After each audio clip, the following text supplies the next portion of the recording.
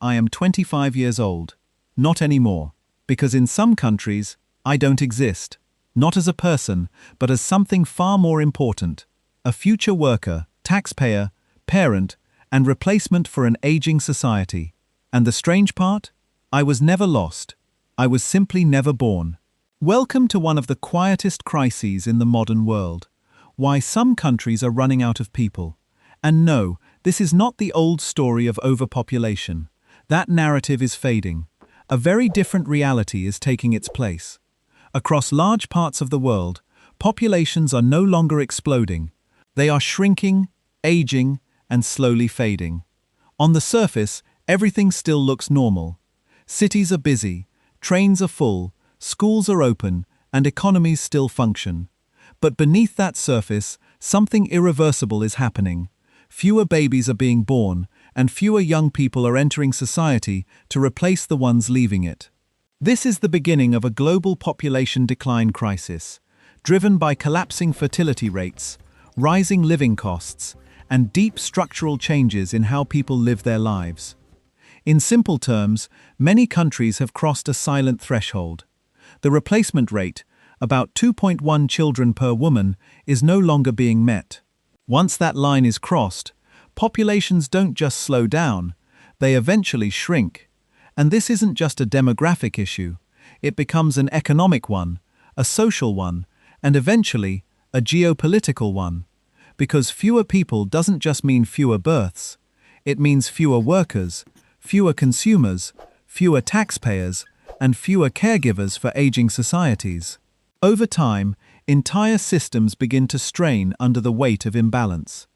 Look at countries like Japan, where aging populations and low birth rates have created a long-term labor shortage. Entire towns are shrinking. Schools are closing. The workforce is aging faster than it can be replaced. In places like South Korea, the fertility rate has dropped to some of the lowest levels in the world. Young adults are delaying marriage, delaying children, or skipping them entirely. Not because they don't want families, but because modern life makes them feel financially and socially out of reach. Housing prices, job instability, long working hours, and urban pressure all combine into one powerful force: economic pressure suppressing population growth. Even in parts of Europe like Italy, rural towns are emptying, birth rates remain low, and aging populations are becoming the dominant demographic. The result is a slow transformation from growing societies into shrinking ones. Meanwhile, in large economies such as China, the long-term effects of demographic transition are becoming visible for the first time. A shrinking workforce, rising dependency ratios, and increasing pressure on economic growth models built for expansion. This is where the deeper issue begins. Modern economies were built on one assumption, that populations will keep growing. More people meant more workers, more consumers, and more growth. But when that assumption breaks, everything starts to shift. Fewer young people means fewer workers entering the system. That creates labor shortages, rising wages in some sectors, and long-term pressure on pensions and healthcare systems. At the same time, aging populations increase demand for care, while reducing the number of people able to provide it. This imbalance slowly reshapes entire nations.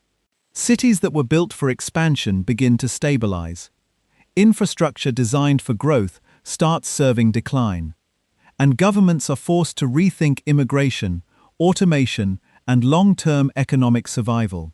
And here's the part most people don't realize. This is not a future problem. It is already happening. This is the global demographic transition into decline, and it is spreading quietly across continents, not through collapse, but through absence. There is no sudden crash, no dramatic warning, just fewer children being born, year after year, until the change becomes impossible to ignore.